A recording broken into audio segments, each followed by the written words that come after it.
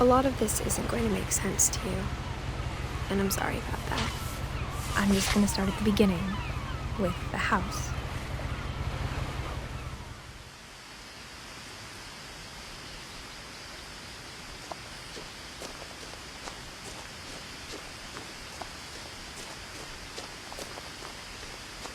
I lived here until I was 11, but I wasn't allowed inside half the rooms.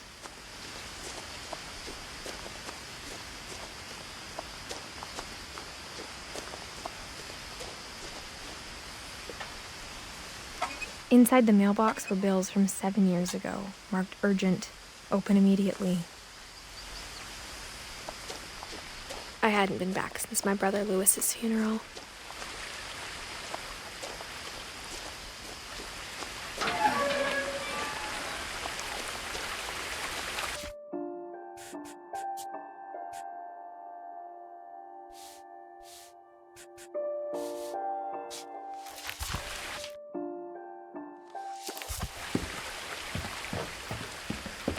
In her will, my mother left me a key, but didn't tell me what it unlocked.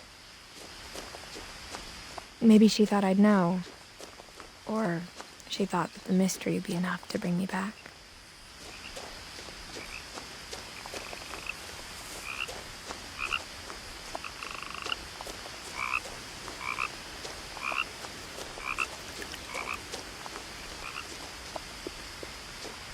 The truth is, even after I inherited the house, I never thought I'd come back to it. But now I had questions about my family that only the house knew the answers to. The woods around the house have always been uncomfortably silent, as if they're about to say something but never do.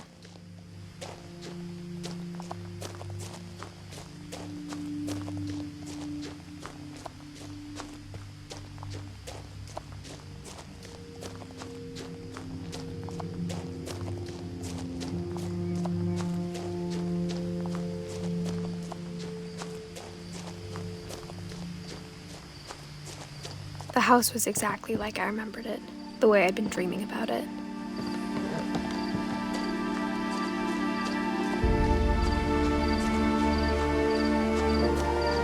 As a child, the house made me uncomfortable in a way I couldn't put into words.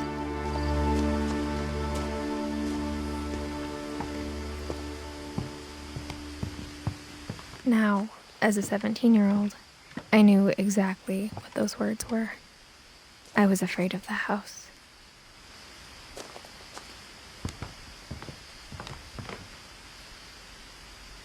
I hoped the key might unlock the front door. It didn't.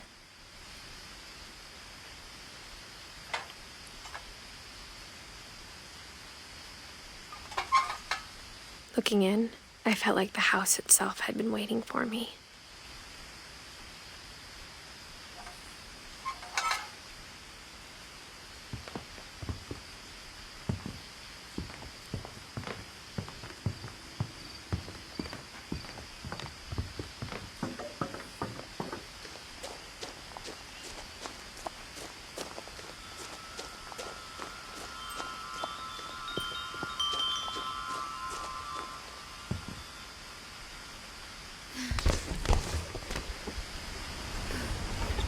Crawling through the doggy door used to be a lot easier when I was 11.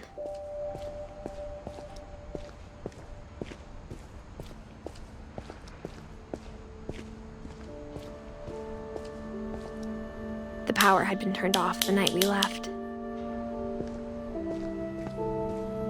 For the first time in years, I felt like I was home. But instead of a family, there were just memories of one. Like how only one restaurant would deliver to our house, so we had Chinese a lot.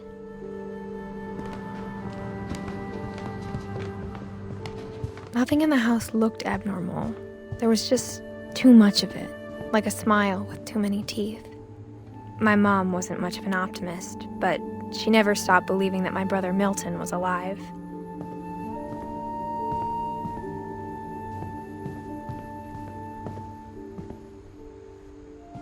After Milton disappeared, Mom sealed up all the bedrooms. Then Edie retaliated and drilled peepholes.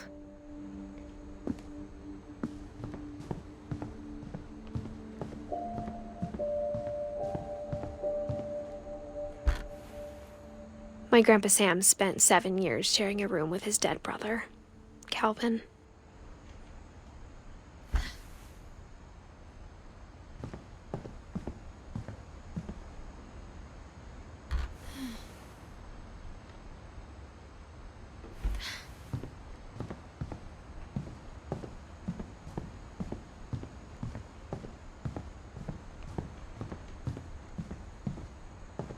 Whenever people ask me about my family, the first thing they always want to know about is Barbara. Mom must have locked the third floor stairs on the night we left. Edie's father, Odin, built the original house.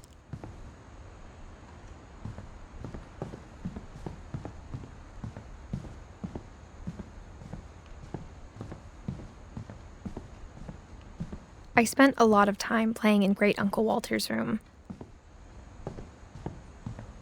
Lewis told me there were secret passages, but I never believed him.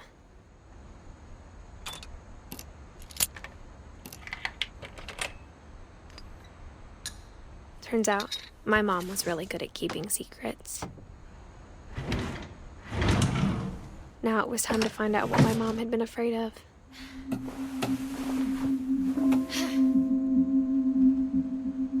From the paintings on the wall, it was clear my brother Milton had been here before me. Reading this, maybe it sounds like I had a plan. But I had no idea what was behind that door.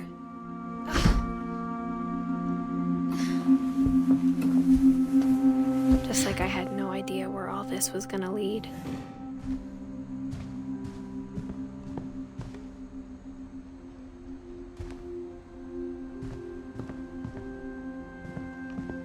I grew up looking at Molly's room through the peephole. Molly's gerbil had a tiny bedroom with its own even tinier gerbil cage.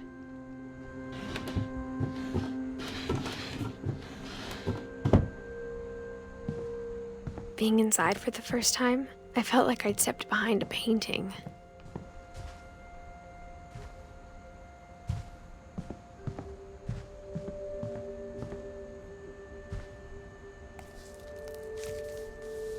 December 13th, 1947. Dear Diary, I'll be gone soon, but I wanted to tell somebody about what's gonna happen. It started when Mom sent me to bed without dinner. I woke up and I was starving, so I looked around for something to eat. The gerbil food was dry, but I didn't mind it.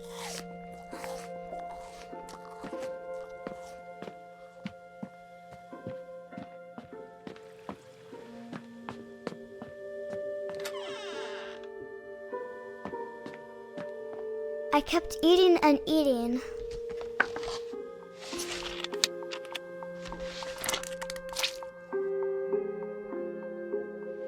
I ate a lot of things that night.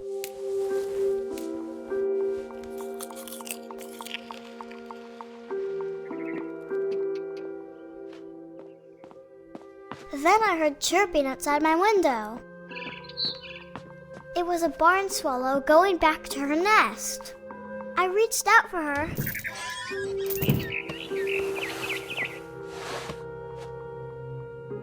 And suddenly,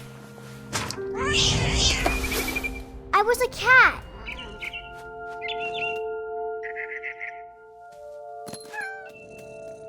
I tried to be quiet, but the bird was really scared.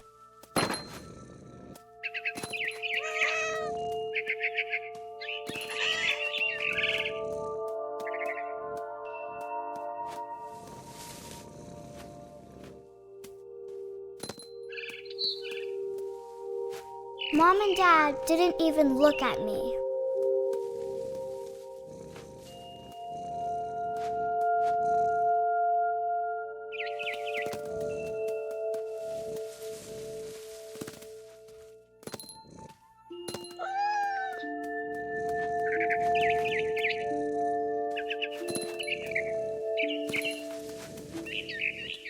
I jumped and I almost got her.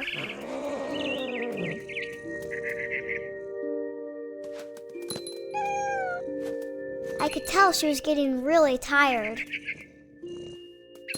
Now I was up in the big tree. I promised Dad I wouldn't climb it anymore. All I cared about was eating that mama bird.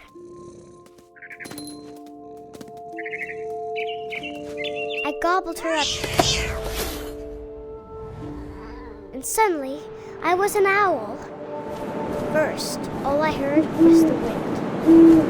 Then I heard little teeth nibbling in the grass.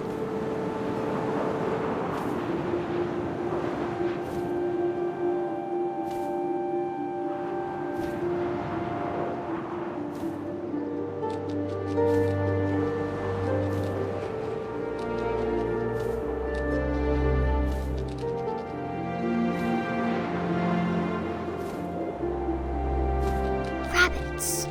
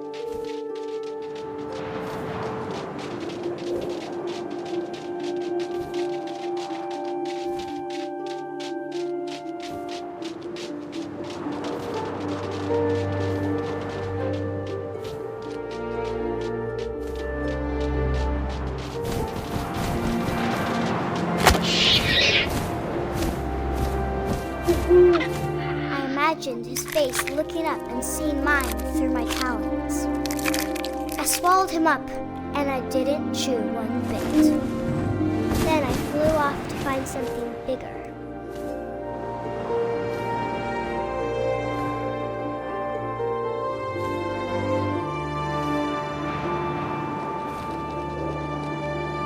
A mama rabbit.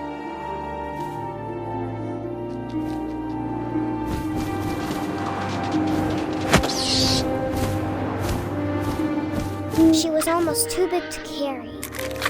I started choking, but I couldn't stop eating. And suddenly, I was a shark.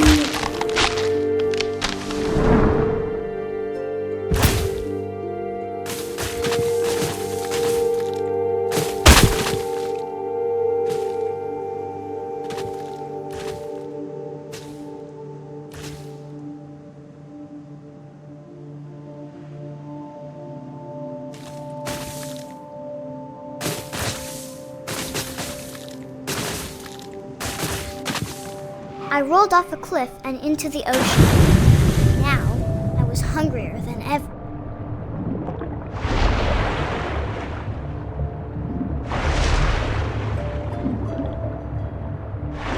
I wanted fat, juicy seals. I tore off her flipper and it tasted really good.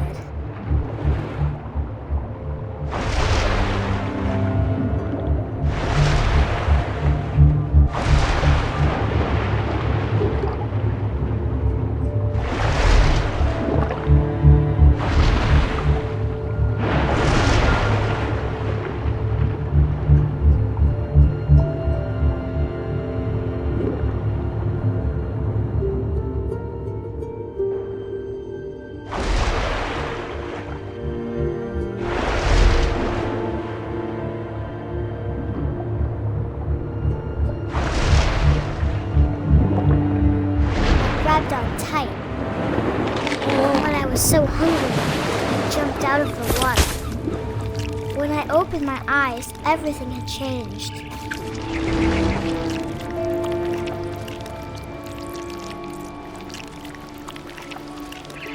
Now I was a monster. and I smelled people everywhere.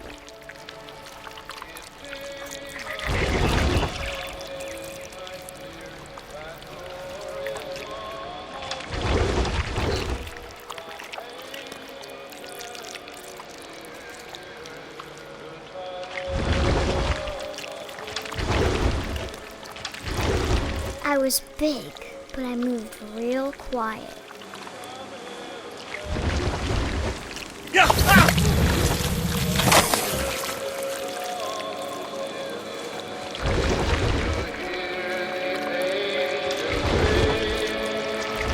I wanted to stop, but also I didn't.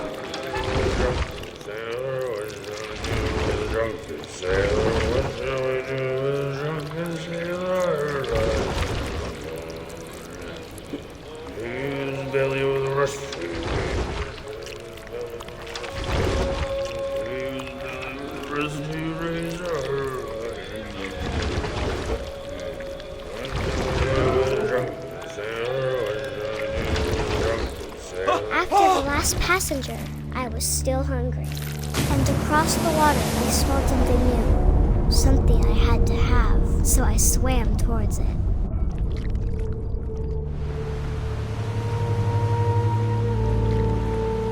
I slithered onto the sand, and the good smell went into an old pipe.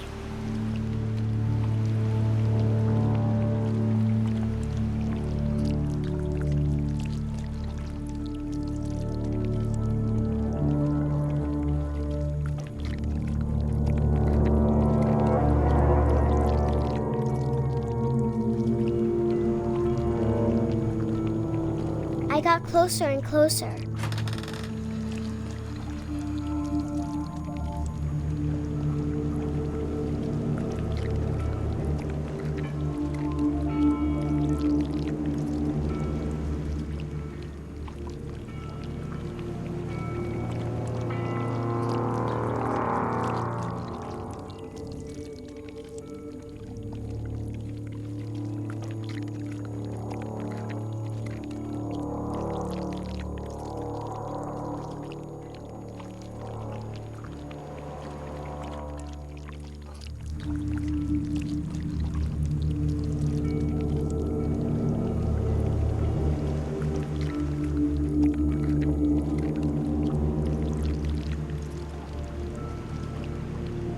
All of my stomach started growling.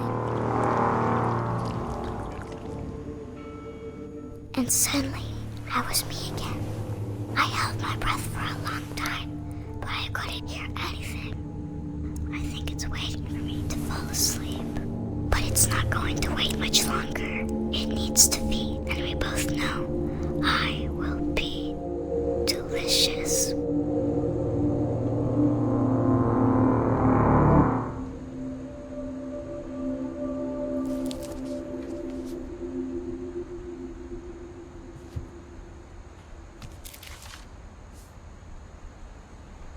I'm not sure if I believed all of that, but I'm sure Edie would have.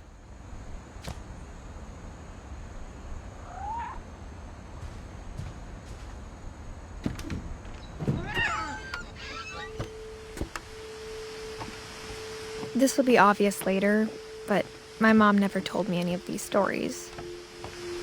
Edie would have, but Mom didn't like bringing up the past. Though, when we adopted a stray kitten, she was the one who named it Molly. I spent a lot of time in Great-Grandma Edie's room. Her room was like a museum. For 500 years, the Finches have been famous throughout Norway for their fortune and misfortune.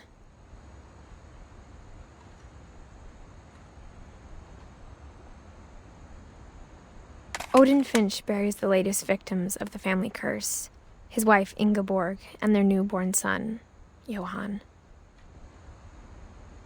On January 7th, 1937, he set sail with his family and his house, hoping to leave the curse behind. But 40-foot waves off the coast of Washington send the house and Odin to the bottom of the sea. Odin's daughter Edie, with husband Sven and baby Molly, step ashore on their new home, Orcas Island. Odin Finch is the first to be buried in the new family cemetery. His daughter Edie is already dreaming of a new Finch house.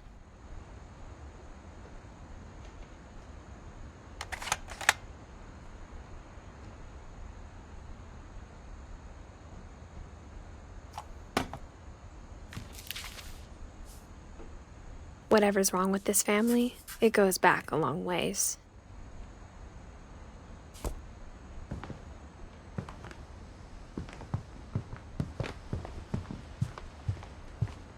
When Edie told people Sven was killed by a dragon, she could also have said he was building a dragon-shaped slide that collapsed. She could have, but she didn't.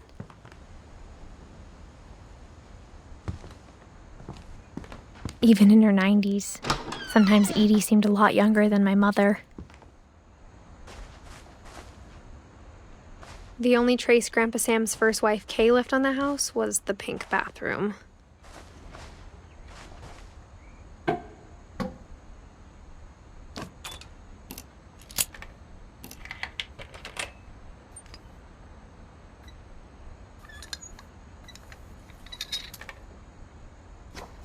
There's a secret in this bathroom. It's in the last place you would look. It isn't in the cupboard. It's hidden in this book.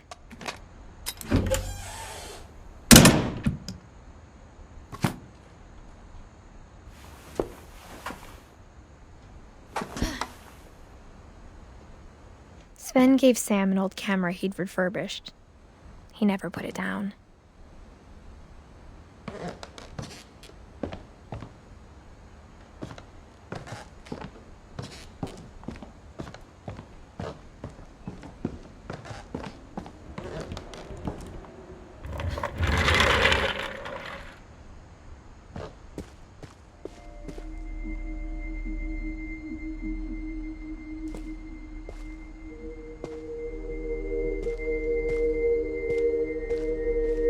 I knew Grandpa Sam had a twin, and that he never talked about him.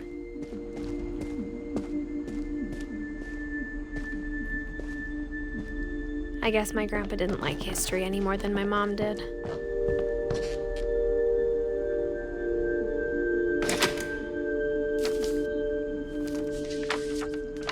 How I Want to Remember My Brother by Sam Finch.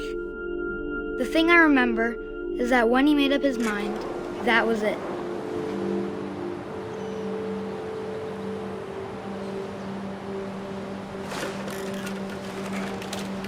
My brother said he'd die before he ate another mushroom, and he did.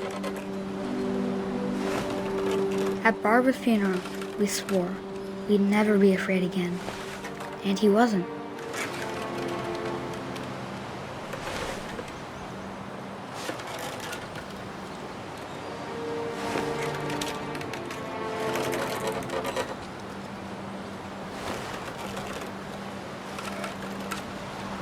I think Calvin always wanted to fly. Sam! Calvin! Dinner's ready! Coming!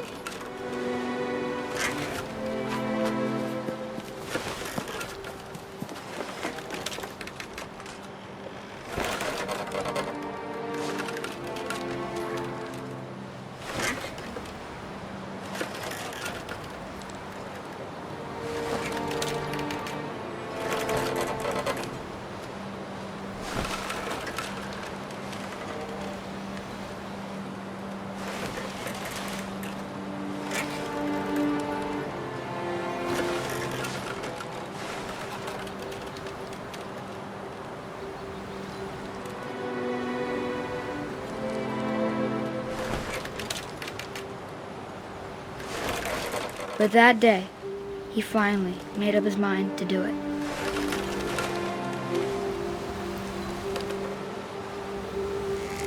I told him going around was impossible. Maybe if I hadn't said that,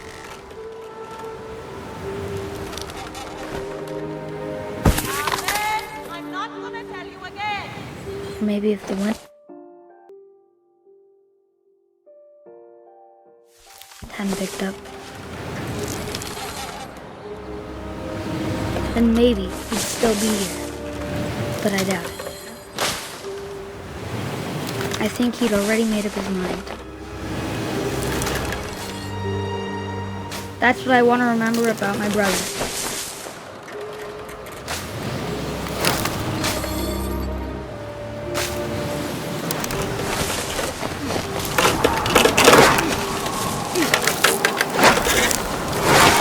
The day he made up his mind to fly.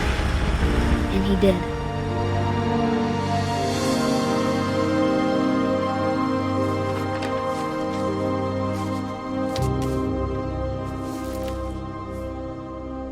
Calvin's story felt strangely familiar. When I was younger, I remember trying to do the exact same thing.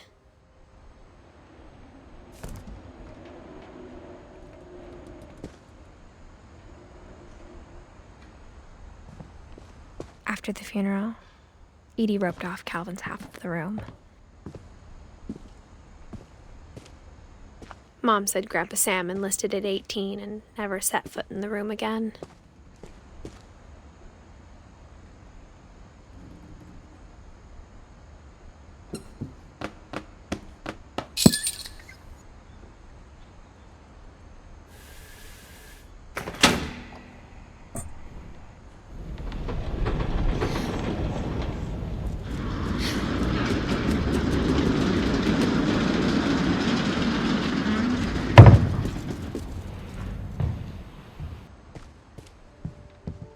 The passages were a pretty tight fit. They'd obviously been built for smaller hands and bellies.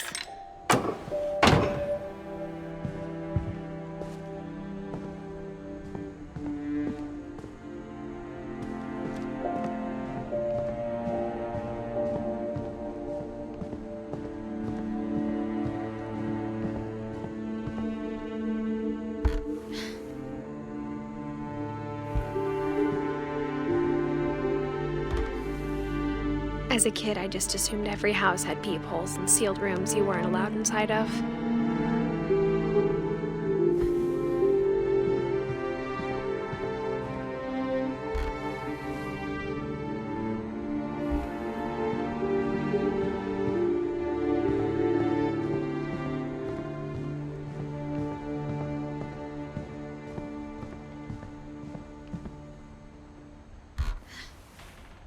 Molly always seemed like a girl I could imagine being friends with, if she hadn't died in 1947.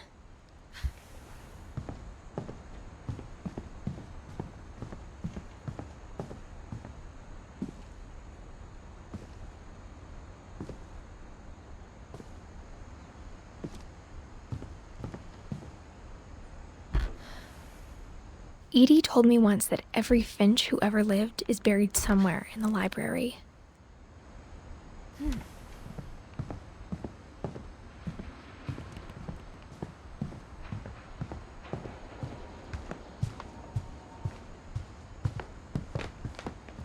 After Lewis started working at the cannery, we all got pretty sick of salmon.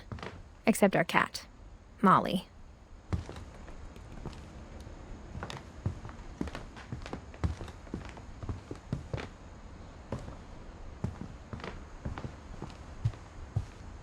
The table was still a wreck from the night we left.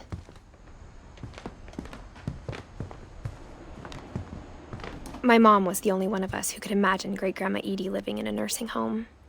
It was like a bomb had gone off, killing everyone but sparing the furniture.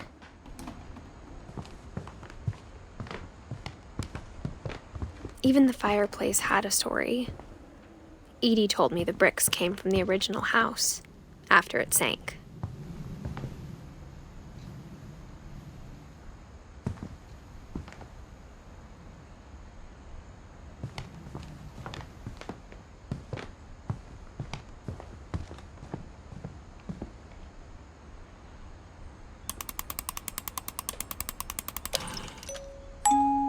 Great-Grandpa Sven built a music box for Barbara, along with the rest of the house.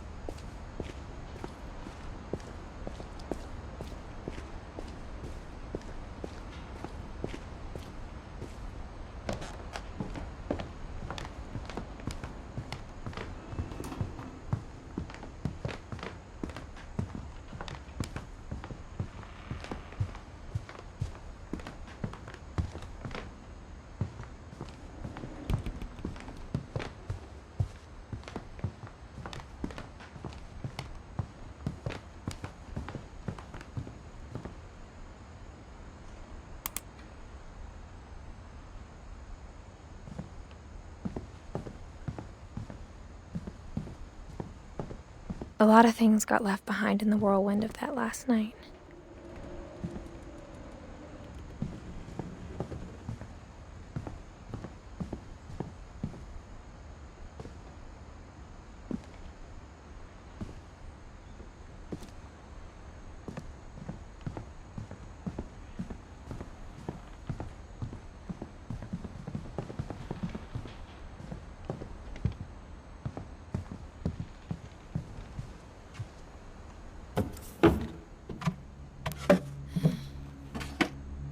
Growing up, I always thought of Barbara as a child star.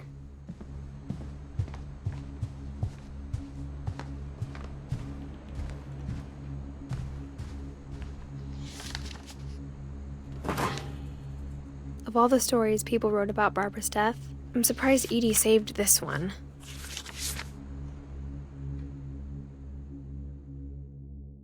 Old Jack here with another ghastly tale inspired by America's most unfortunate family. I'm calling it The Surprise Ending of Barbara Finch. As a child star, Barbara was famous for her scream. Now at 16, she was all washed up.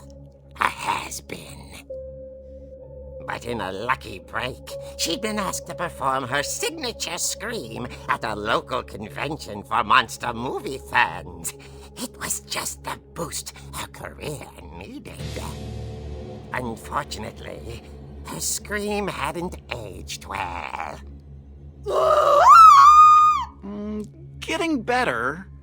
I think you just need the right motivation. Her biggest fan and current boyfriend, Rick, was about to demonstrate when... Now that was a great scream. It was Barbara's father, Sven. He'd slipped into a table saw and had to be rushed to the emergency room. So Barbara got stuck babysitting her youngest brother, Walter. Her convention comeback was cancelled. Okay, I'm hearing frustration, but I'm not hearing terror. What if I tried... A gang of hoodlums in Halloween masks have been terrorizing Orcas Island tonight. Police are urging residents to... That came from the basement. You're right! Also, I loved your delivery on that. Why is your basement door locked? Because my dad likes making puzzles and secret passages. There's a key hidden in the music box. The secret is to keep winding and winding until finally the key pops out. Thanks, babe. I'll be back in a sec. 20 minutes later, Rick hadn't returned. So Barbara went to look for him, right on cue. She reached for the music box.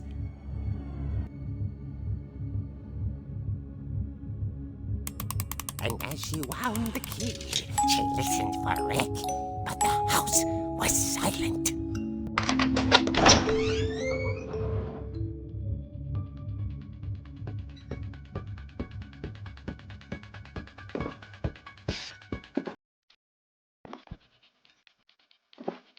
She found Rick's crutch and imagined the worst.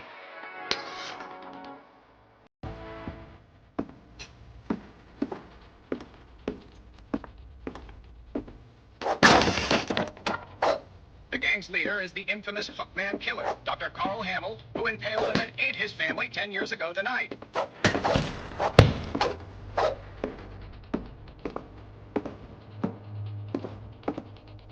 The ridge rattled and grew still.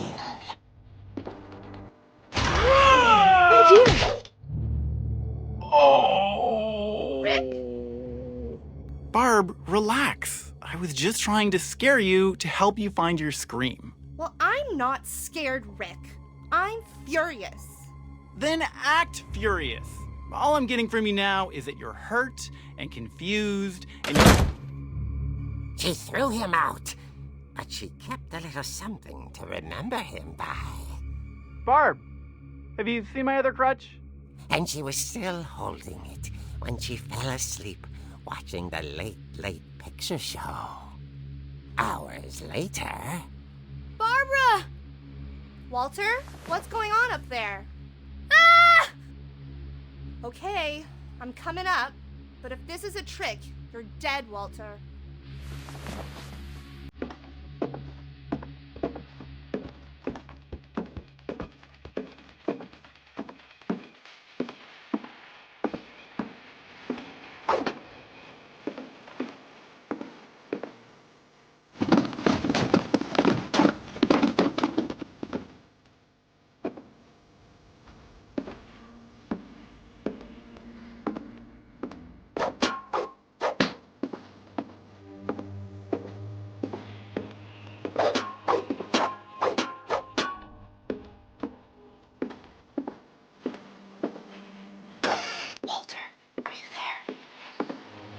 Walter vanished, but his bedside radio was still on. Orcas Island police describe the man as 6 feet tall, with a steel hook for a hand. Residents are urged to lock all doors and windows and notify the police of any suspicious activity. Barbara turned, saw the hook man, and was speechless. He was quite smashing. And he was. He couldn't get enough of Barbara. Okay, Barbara, there's gotta be another way out of here.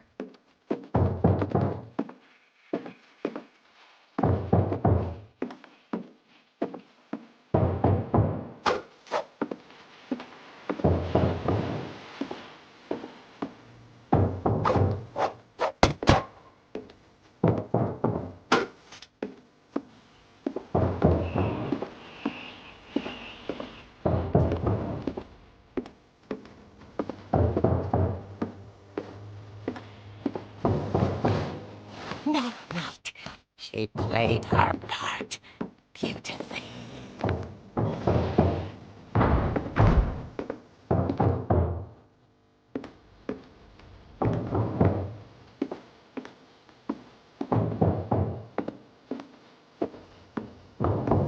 She thought about abandoning Walter, but just couldn't do it. Hallelujah. Hadn't been opened in years. The hinges grow.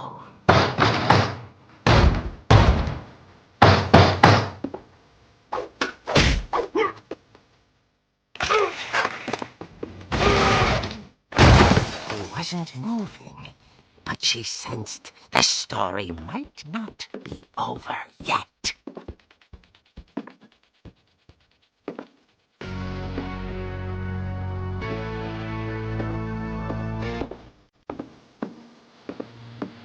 The hookman had vanished. She listened for his breathing, but all she heard was...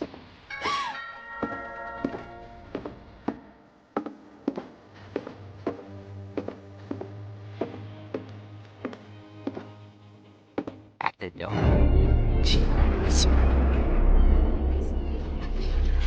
It was coming from inside the house.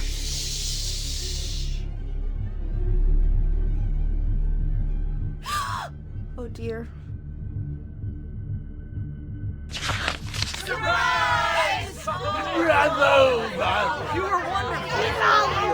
monsters had come to surprise her.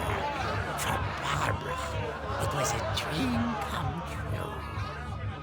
Then she saw what kind of monsters they were, and she realized what was about to happen. She was going to be famous. And with her final breath, Barbara Finch gave the performance of her life.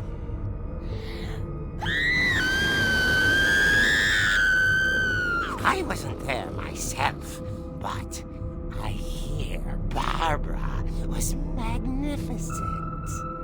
Poor girl. She had a taste for stardom. But unfortunately, so did her fans. Of course, the police blamed it all on poor Rick, who disappeared the same night. And little Walter? Hiding under his bed the whole time. He took it all pretty hard, but that's another story. As for Barbara, tucked inside the music box was all they ever found of her. Her ear. Now that's what I call a real eerie tale.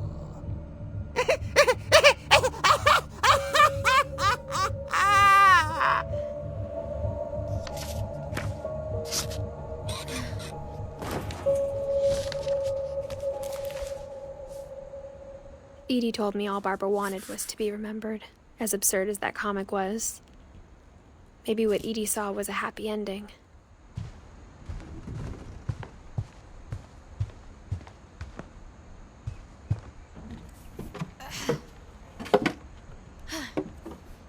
I guess now I know why Mom didn't like me playing with the music box.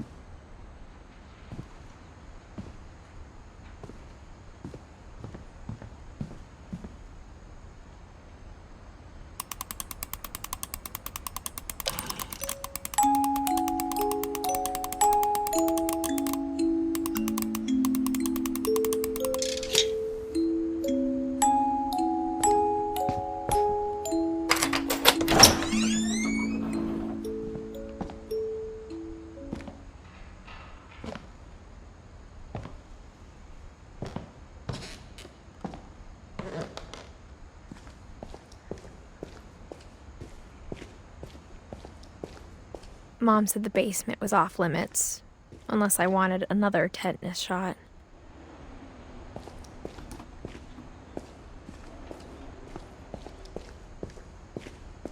I saw Edie sneak down to the basement once, carrying packages.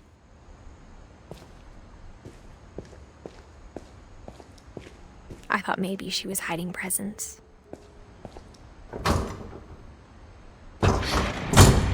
It turned out she was hiding a lot more than that.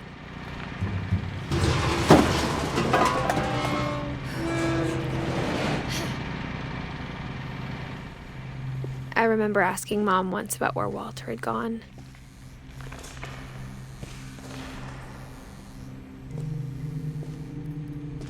She said after Barbara died, he got as far away as he could.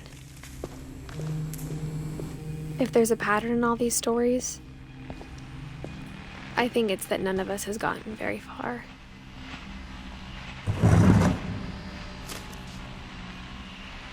Goodbye, everyone. I can't believe I've been down here for 30 years. On that first day, after the shaking started, I didn't think I'd survive a week.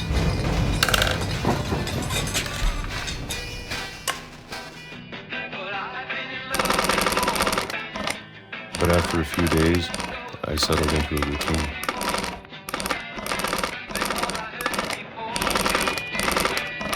That's what kept me sane.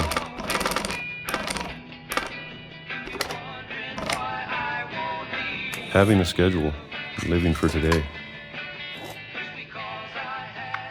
I always expected to be dead tomorrow. But if you wait long enough, you get used to anything.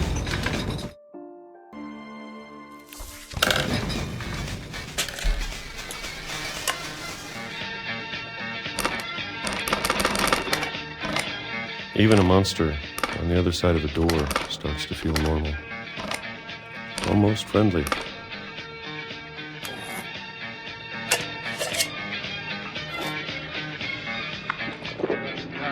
And then one day, everything just stopped.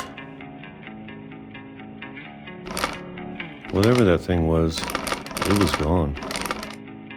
Maybe it got tired of waiting. Or maybe I just got tired of being afraid.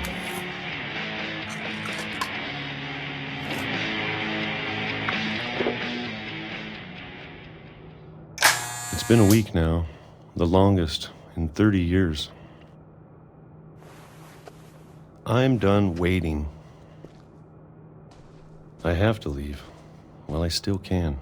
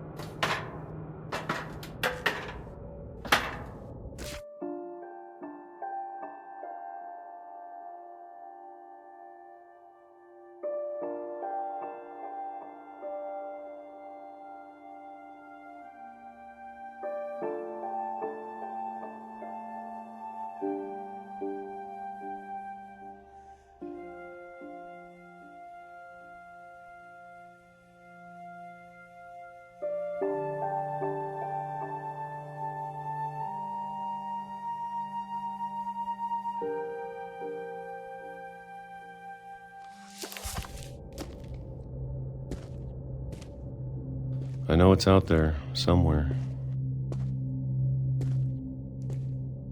Whatever killed Barbara and Molly and Calvin. Maybe this is all a mistake. But I need to stop living the same day, even if it kills me.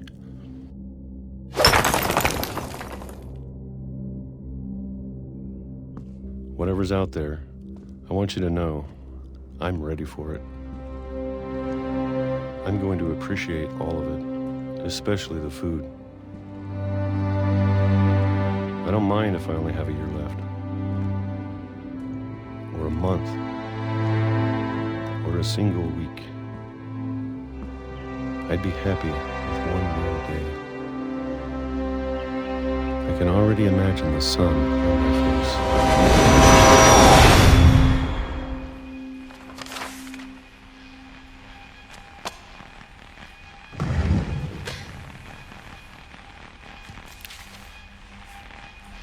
Walter died when I was 6.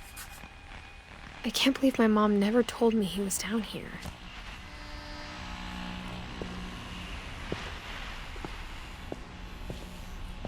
I'm sure my mom was trying to protect me.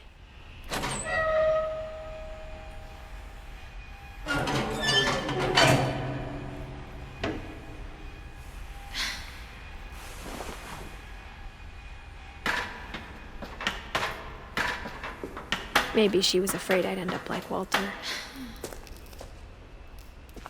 But if she never told me about an uncle under the house, I can only imagine what else she was hiding. I don't want to make the same mistakes she made, trying to bury something that's still alive.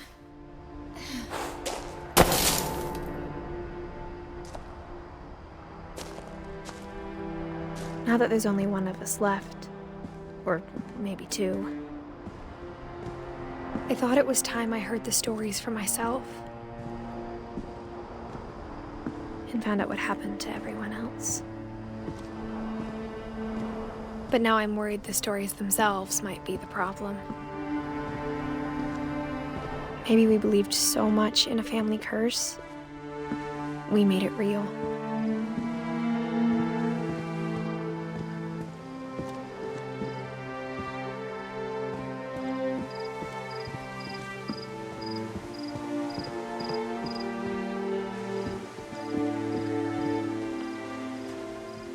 I don't know if I should even be writing this.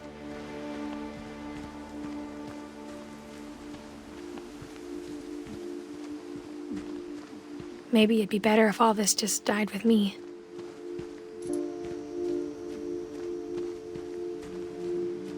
But I thought you should know about your family.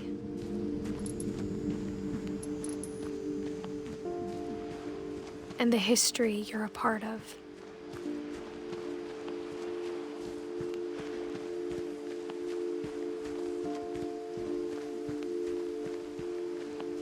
Though to be honest, I feel as lost as you probably do right now.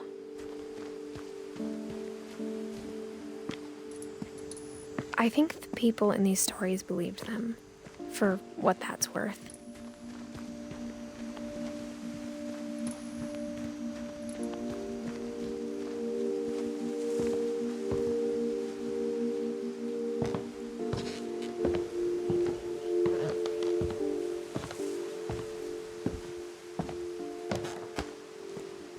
And when you look at the house, that history of imagination and stubbornness and madness, any of it seems possible.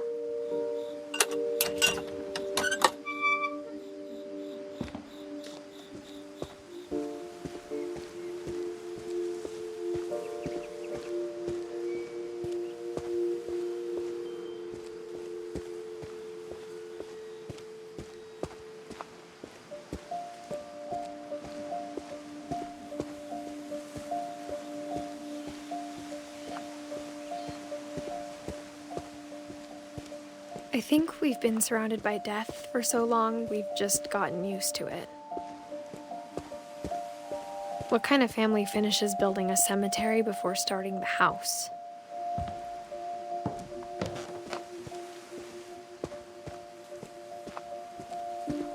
It's embarrassing for me to admit this, but the pet cemetery made me more uncomfortable than the human one. 3 of the gerbils were mine, and 2 had been my fault. Sven built the house, but it was Edie who designed the cemetery. I'm sure Odin's monument had been Edie's idea. My mom was always trying to move on, but for Edie, the past never went away. She could see it poking out of the water at low tide.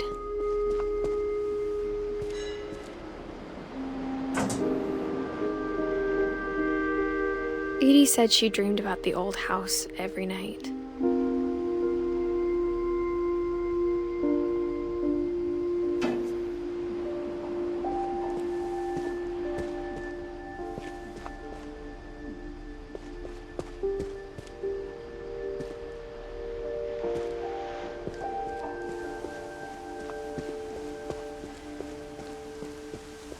Edie's side was always easier for me to understand.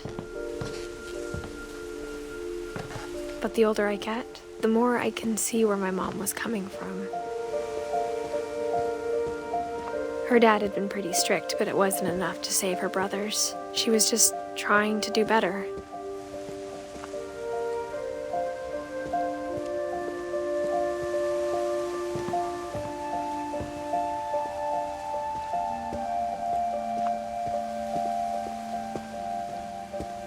There's so many things I wish I could ask my mom now. Part of me thinks this is what she wanted all along. For me to come back someday and find everything out for myself.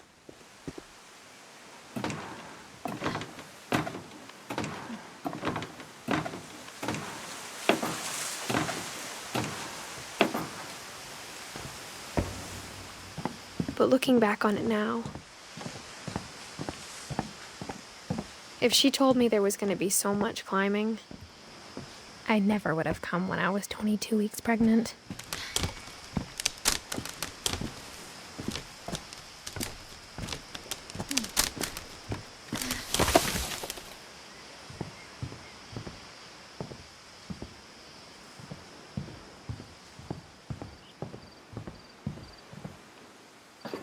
I never met Grandpa Sam, but I think he and my mom had a lot in common.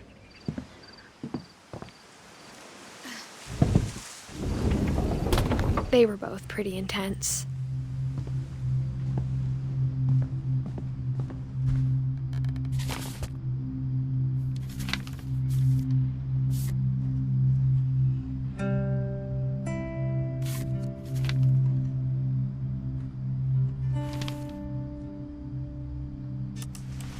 Dawn, I promise, you'll never forget this weekend. Yes, sir. These memories are gonna last a lifetime. Am I gonna have to shoot anything? It's a hunting trip, Dawn. Shooting is strongly encouraged. Not quite.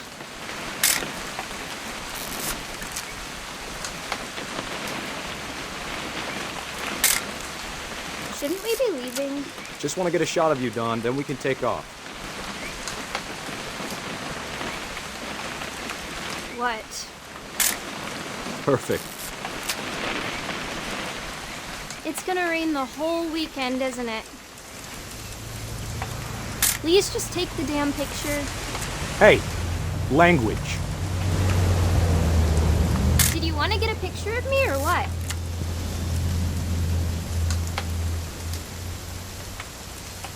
I will never forget this weekend, Dad. That's this. Okay, got it. I'm gonna take some pictures, okay? Just be careful. That camera's older than you are.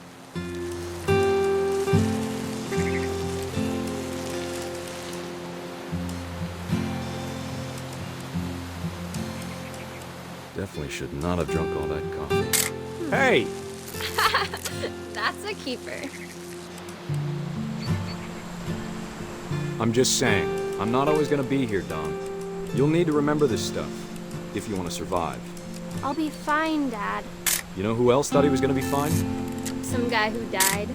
Dawn, I'm being serious. I know, Dad. You're always serious. Doesn't being out here make you want to chill out? Well, to tell you the truth, I haven't been out here in 20 years.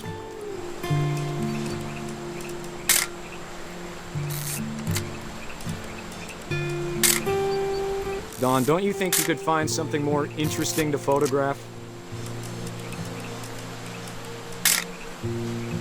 Last time I was with my brother Calvin. Man, that was a great trip. Your grandpa Sven taught us how to fish, how to build a fire. We found an old logging trail. There were deer everywhere. I bet if I could remember where that trail was, we'd spot a buck for you in no time. Give me a minute to check the map. You don't need to waste any more film on me, kiddo.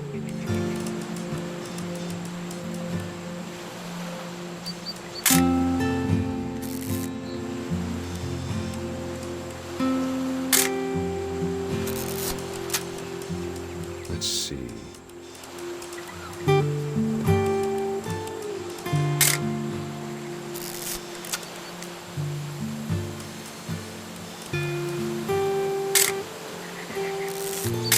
Maybe.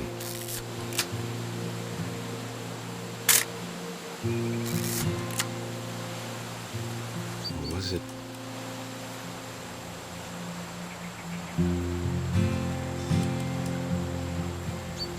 Could have been.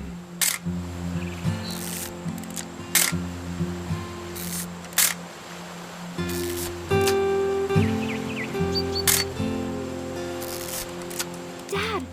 Good eyes, Dawn. Before you take the shot, let me get a picture of you. Dad, Let me get behind you. do I have to do this? Dawn, you don't have to do anything. But if you... Great shot, Dawn!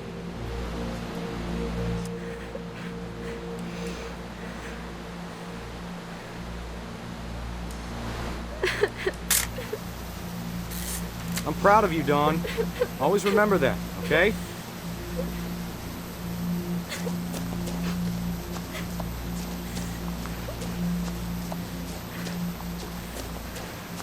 Dad, it's twitching.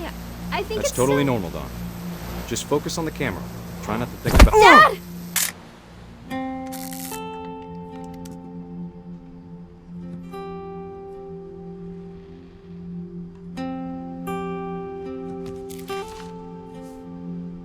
Of all these stories, that's the one I wish most that my mom had told me.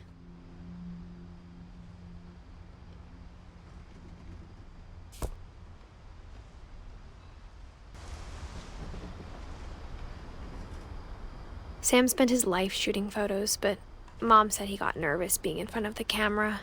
I guess we're all afraid of something.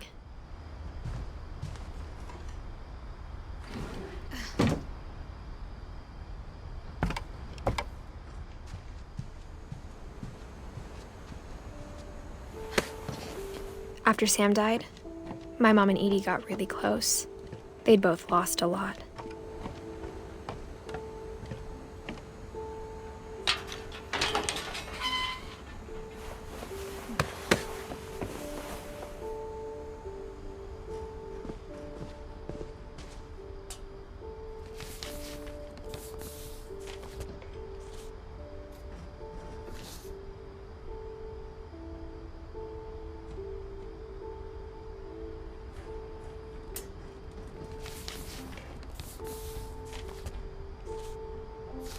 Dear Kay, do you remember the way Gregory used to laugh when he thought he was alone? Like something funny was happening, but only he could see it. I think he saw things the rest of us don't.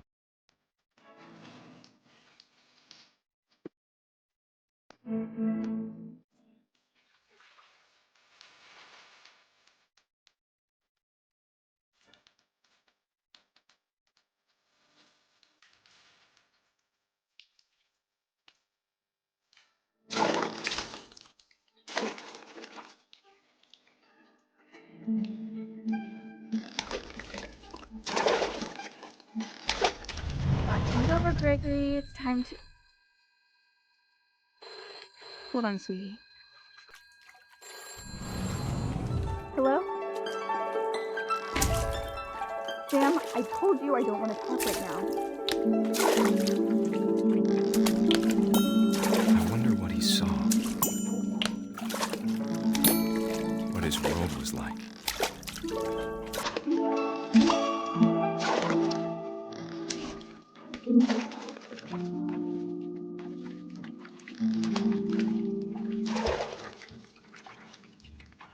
He reminded me so much of Calvin.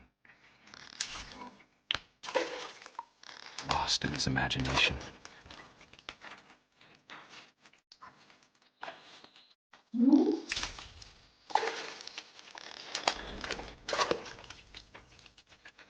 Whatever it was he saw,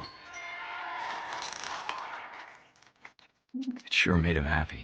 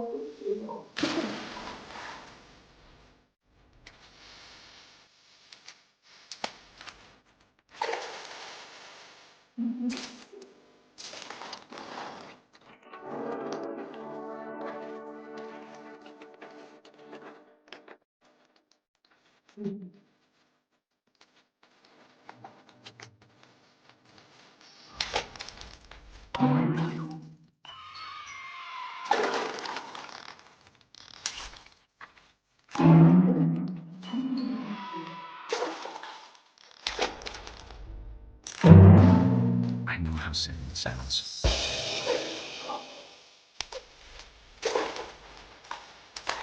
That I worried about a baby being too happy. But I can feel him slipping away. Sorry about that, Gregory. I know you did everything you could. Maybe if I hadn't called that night. Damn it. Hold on, I don't want Gregory to hear this.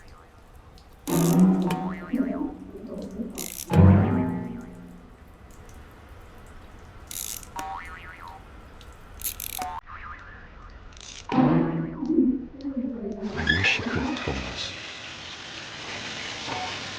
about the world he saw.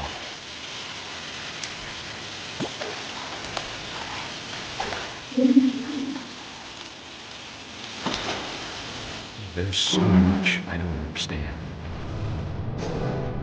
about Gregory,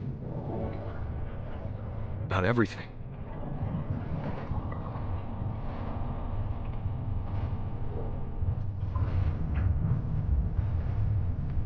But I know what happened wasn't your fault.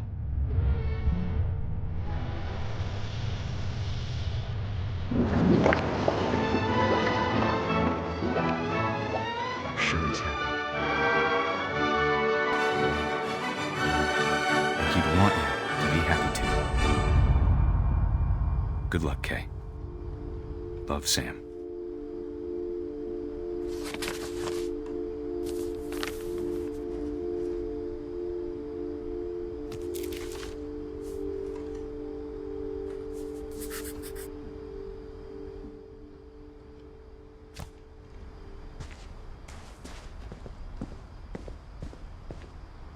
I can't imagine my mom ever writing poetry, and yet... A poem for Gus, who always said the wedding was a bad idea. Our father never hit us kids, at least not very hard, before the day my brother said with teenage disregard that he'd be dead before he'd see a wedding in our yard.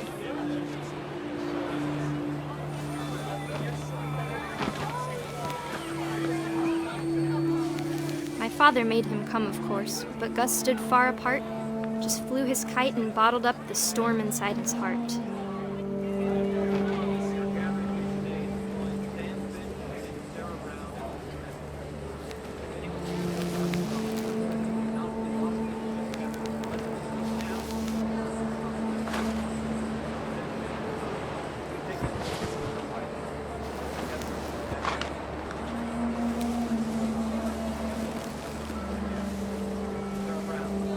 I tried to talk him out of it, but though he'd never met her, "We don't need a stepmom," were the words that I now remember. pronounce you husband and wife. You may kiss the bride.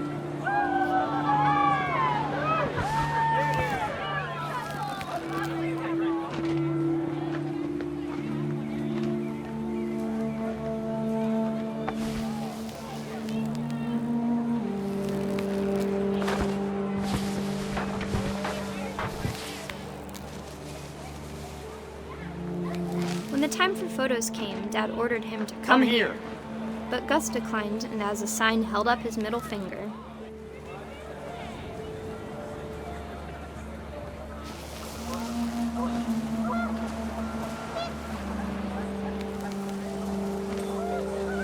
The wind picked up, and panicked geese appeared and quickly went. But all the humans did that day was go inside the tent.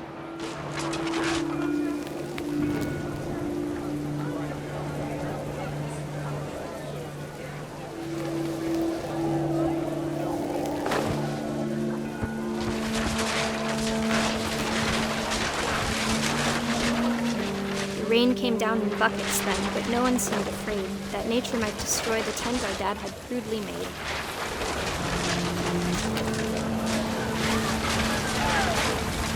The thunder sounded much too close and full of angry power. But all my father said to this was, "Make the music louder."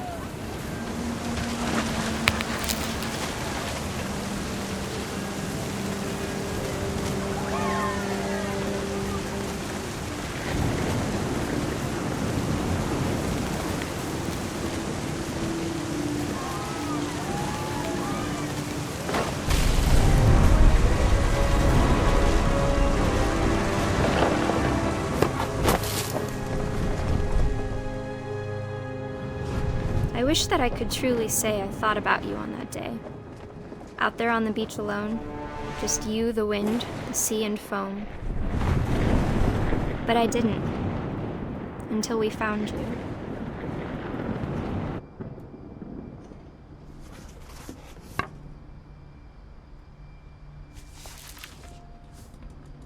She never talked about him, but Mom told me once if I was a boy, they were going to name me Gus.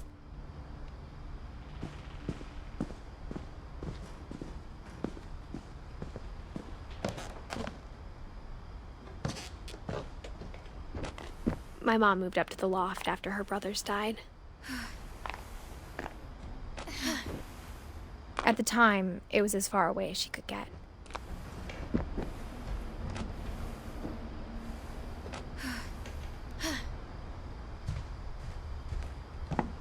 She spent a summer building houses in Calcutta, where she met my dad, Sanjay. My mom moved to India a week after graduation and got a job teaching English. Louis was born a year later.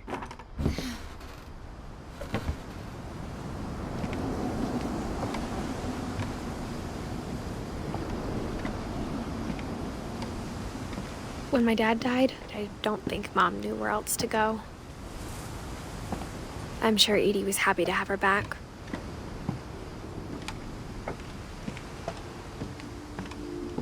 The house had to get a little bigger, but Edie was used to that.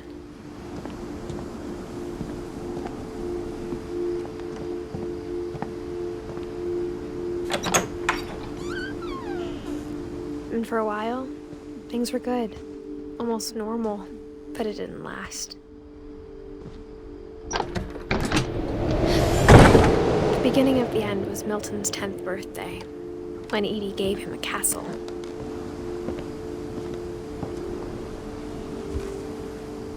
After Milton disappeared, the only thing he left behind was a room full of paintings.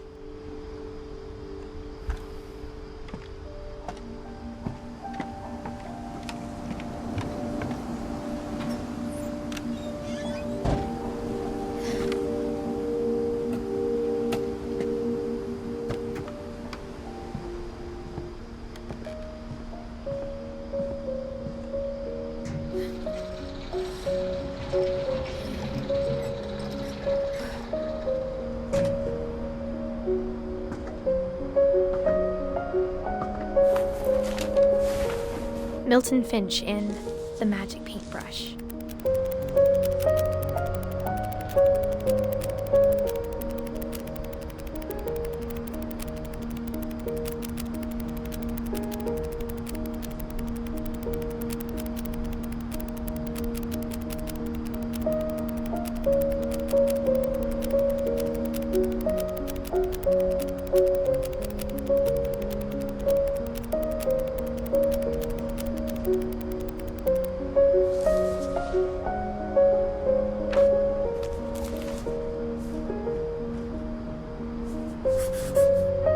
I was 4 when Milton disappeared.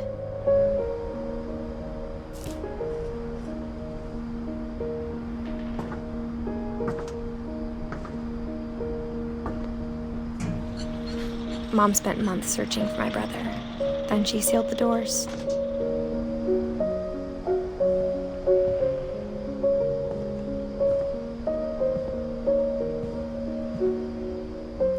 Whatever Milton had found in the house, Mom didn't want it getting out.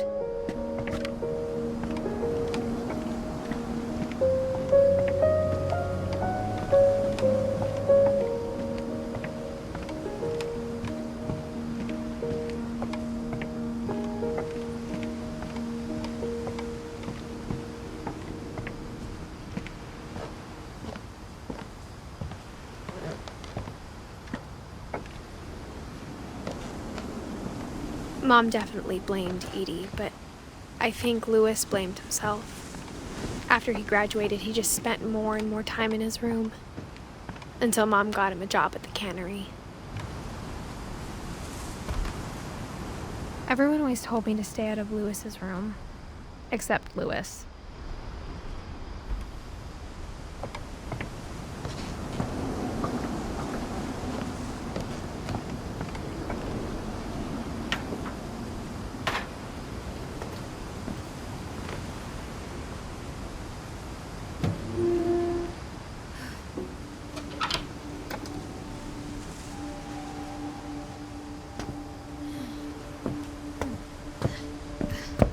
Louis's room smelled very, very familiar.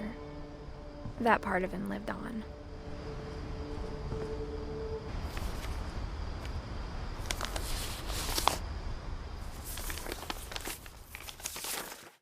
Dear Mrs. Finch, as Louis's psychiatrist, I can understand your desire for an explanation.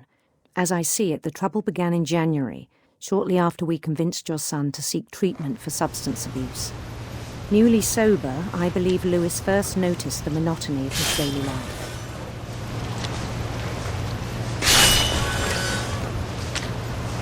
He kept working at the cannery,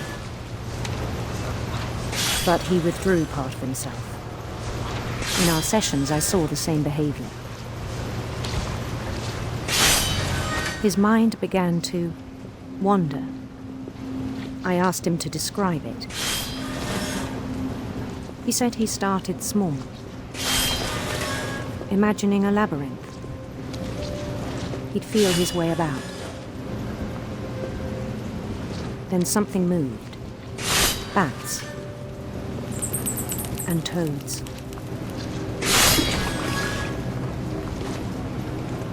And things that have not names. He knew it was all in his head.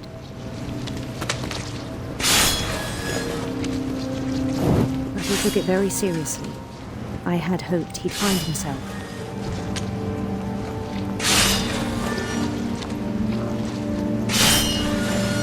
But he found something more.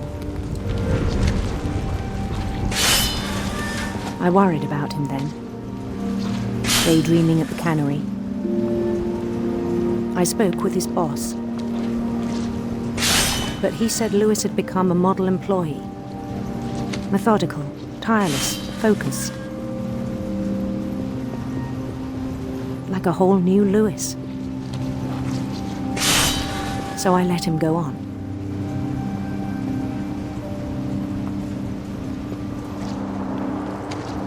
I even encouraged him. It seemed very promising at first. He told me he'd made a new friend.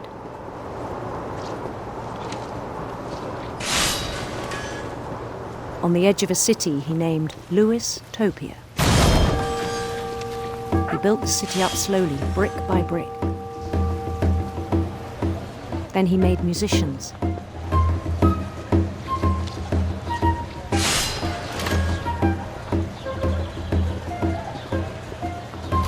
And songs for them to play. He talked about starting a band. And he was always humming something. Every day his imagination grew stronger.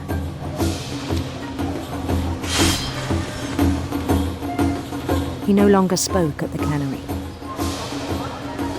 But his chopping was as reliable as ever. Then one day it struck him that all the cheering crowds, even the stones under his feet, were all in his imagination, so he could do whatever he wished.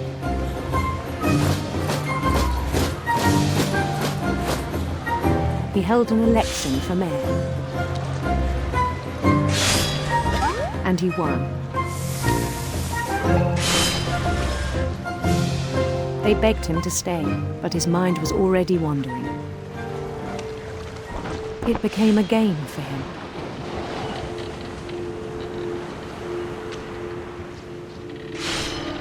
He'd conquer a city, then immediately push on.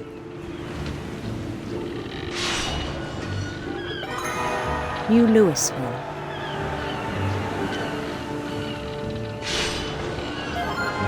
St. Louis. He started drifting away from our reality.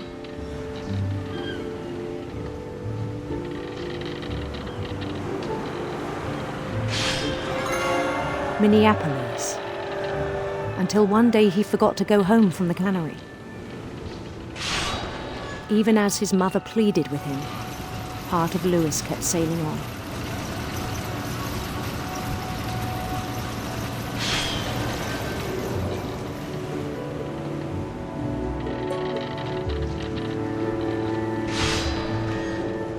In Lewisburg, he heard rumors of a beautiful prince.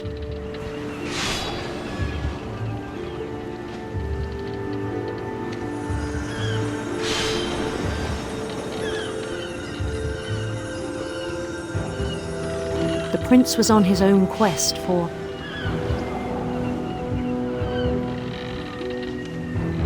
sinister serpents.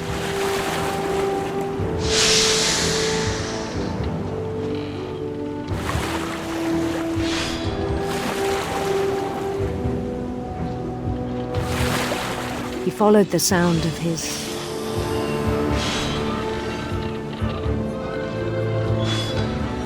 electric sitar.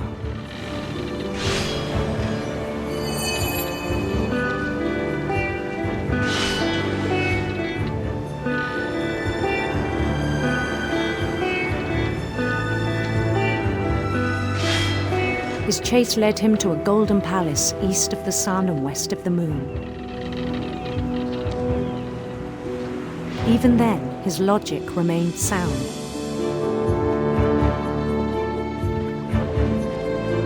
He knew the world was all in his imagination.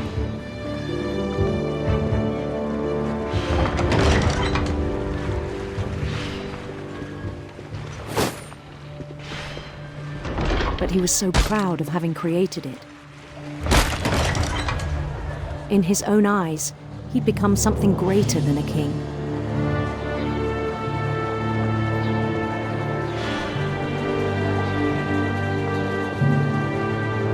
For someone who'd never known success in the real world, I think it was overwhelming.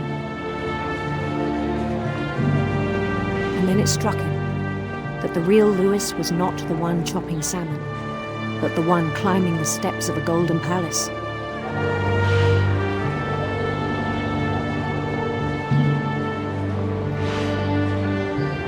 My imagination is as real as my body, he told me. It was hard to argue with him.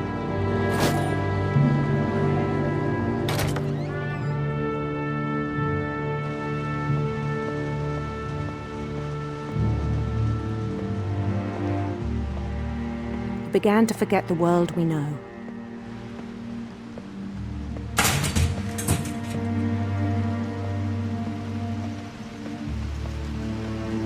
I think it pained him to remember Lewis, the cannery worker.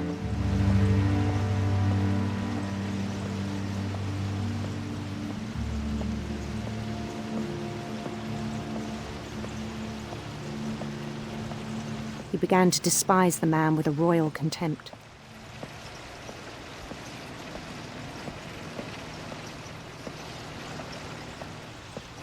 I still thought I could save him.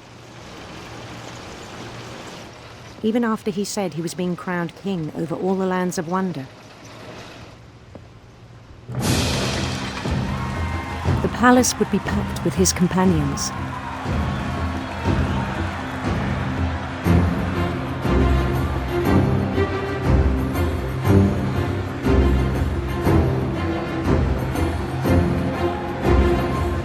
Including the wise Calico who'd insisted on inviting him.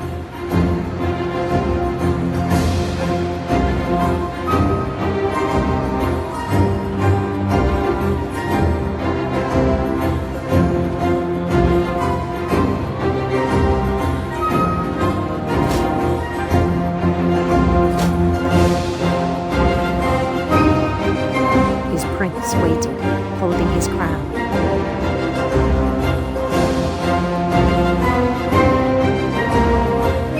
There was only one thing left to do.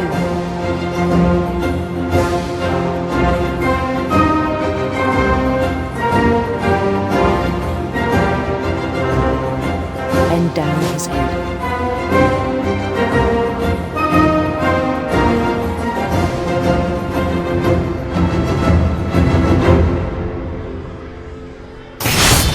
And the rest I think you know. Mrs. Finch, your son was a kind man who will be missed by all of us who knew him.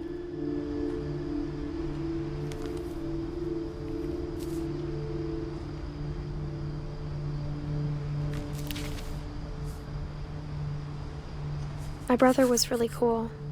I wish you could have met him.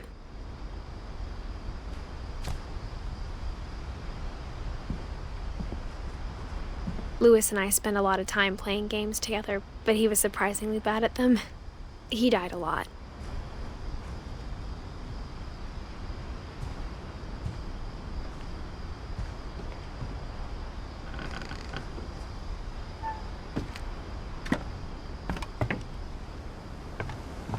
On the way back from Lewis's funeral, my mom told me to start packing. She waited until the day before we left to tell Edie. I'm not sure if she wanted to make it easier or harder.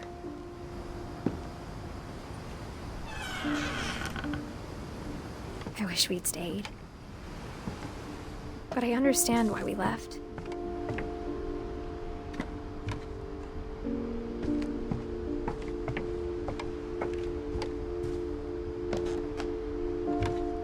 What happened that night had been coming for a long time. Maybe it should have come sooner.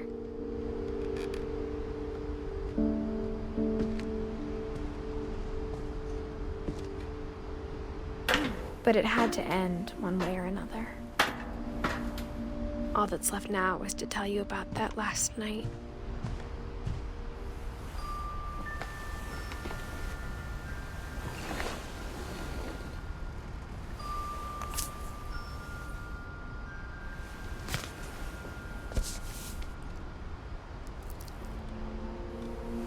That whole last day, Edie just watched us pack and didn't say a word.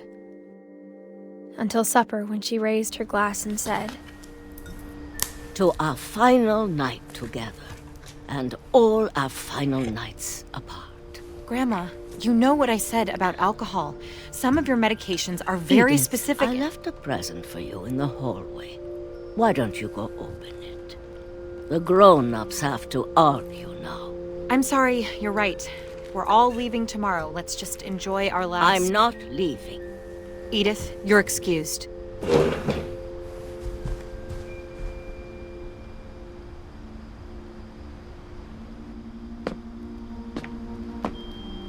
The power had been shut off that morning, but Edie always had plenty of candles. When my mom sealed the library, I don't think she knew about the other entrance. Or that Edie had a key to it.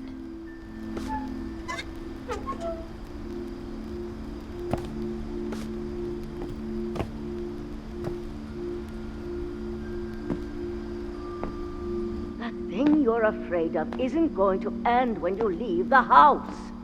Edith has a right to know these stories. My children are dead because of your stories. I think it's best if Edith and I leave tonight. We'll have the nursing home send a van for you in the morning. Okay? Dear Edith, there's so many stories I wish I could tell you, but there's only time for one. This is about what happened on the night you were born. That night, the tide went way, way out. It was the first and last time I ever saw the old house aground. There'd been an earthquake out in the middle of the ocean. They called it the lowest tide in 1,000 years. God, it smelled awful. You know, I've seen that house every day of my life.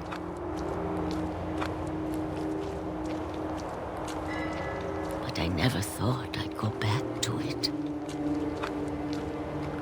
When the fog rolled in, I lost my way.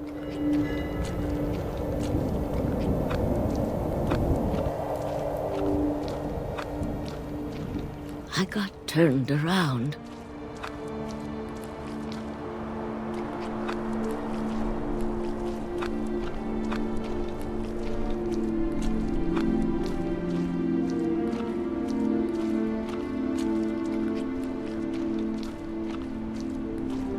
For a while, I wandered.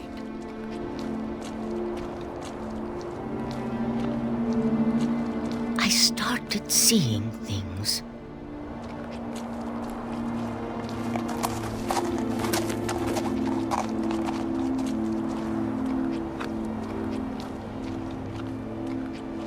Things I'd forgotten had ever existed.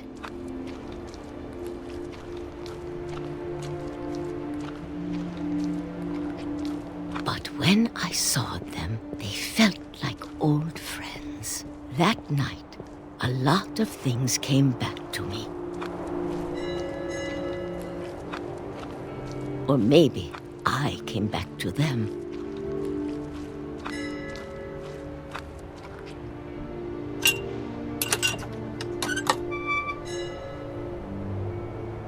Things I can't explain, but that I need you to try and... Edith, what are you doing in here? It's mine. Edith! Mom, you're gonna rip it! Let go! I kicked and screamed, but Mom dragged me to the car.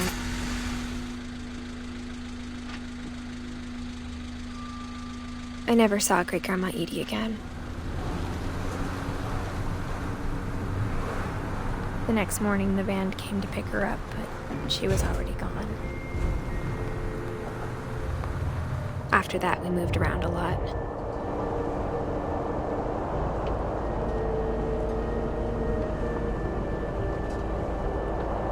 We both tried to make the best of it.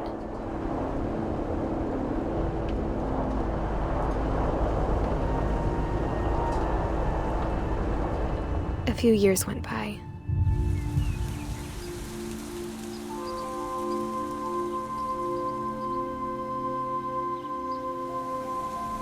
My mom didn't like to talk about it, but she started getting sick a lot.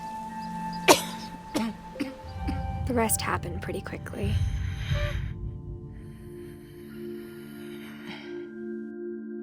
She got better for a while,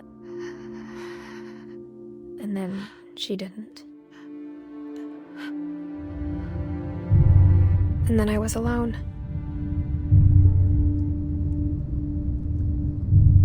The last Finch left alive.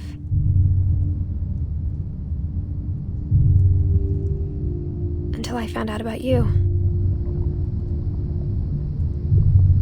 I'm still not sure what to tell you about all this. If we lived forever, maybe we'd have time to understand things. But as it is, I think the best we can do is try to open our eyes.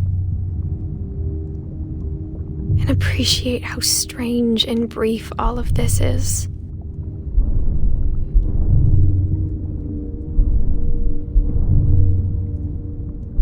This journal was supposed to be for you. But now I hope you'll never see it. I just want to meet you and tell you all these stories myself. But I guess if you're reading this now, things didn't work out that way.